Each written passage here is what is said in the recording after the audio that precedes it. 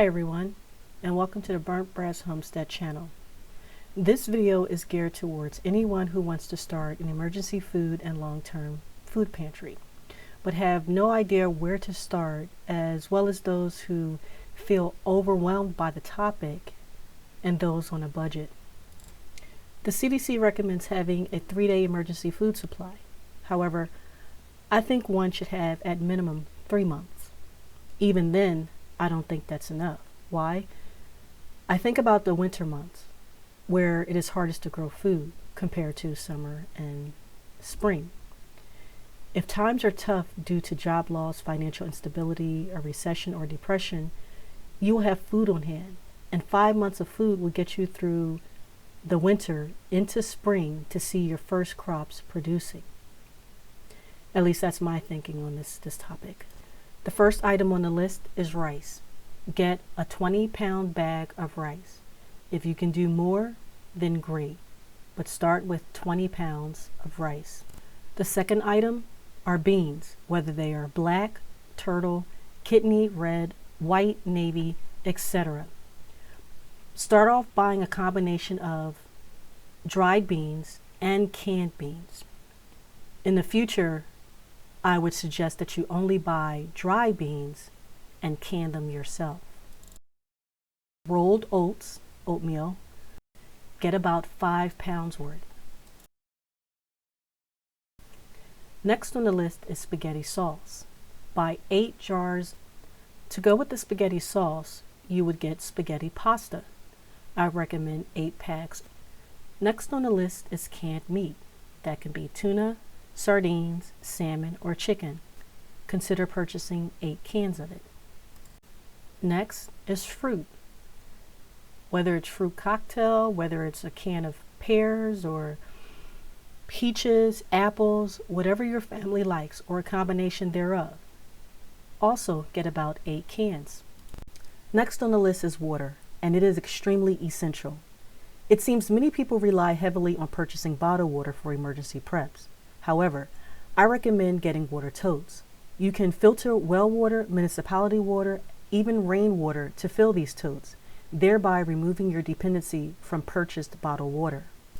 If possible, purchase these items from a whole food store such as BJ's, Costco's, or Sam's Club, as you will get a better deal. And seriously consider getting your rice and beans from an Asian or Indian market if you have one in the area.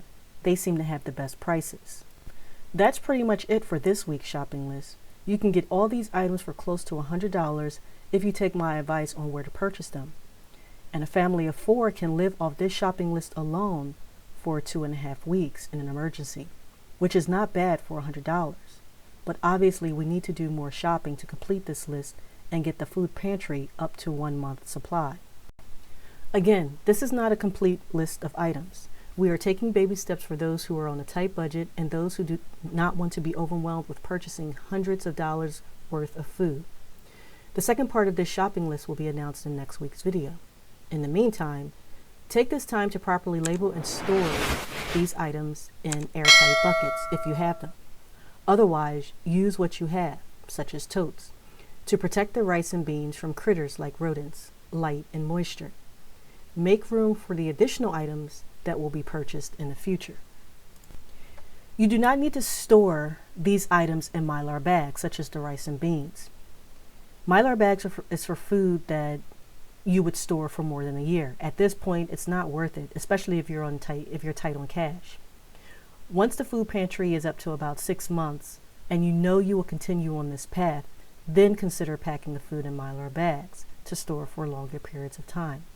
And then add the older items to your working pantry that you will be eating from.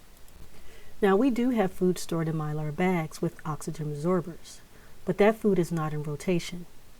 We have rice stored in 5-gallon buckets that take us a couple months to eat.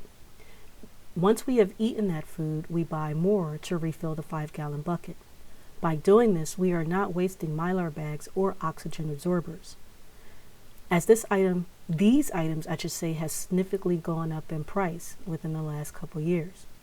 Also, why continuously go through our Mylar bags of food when they can last for up to 30 years? It's a waste of resources. So when would I consider using the food we have stored in the Mylar bags?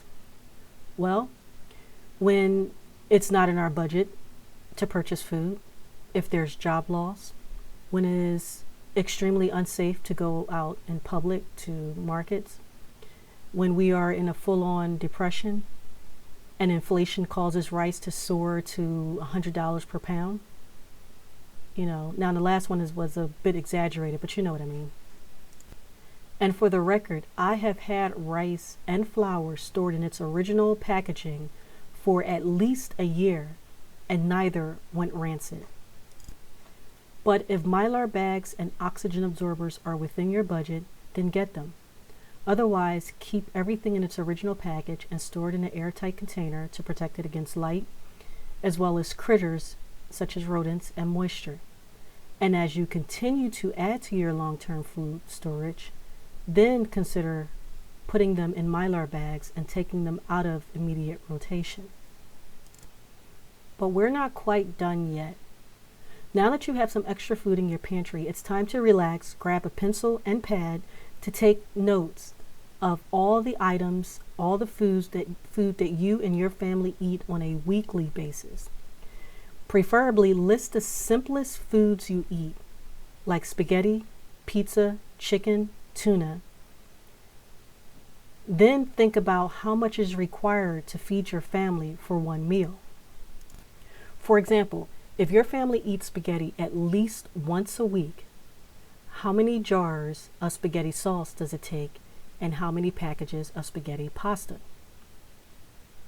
If you eat spaghetti once a week and it only takes 1 jar and 1 package of spaghetti pasta, then you only need 1 jar of spaghetti, 1 pack of spaghetti pasta to get you and your family through 1 week of a spaghetti meal.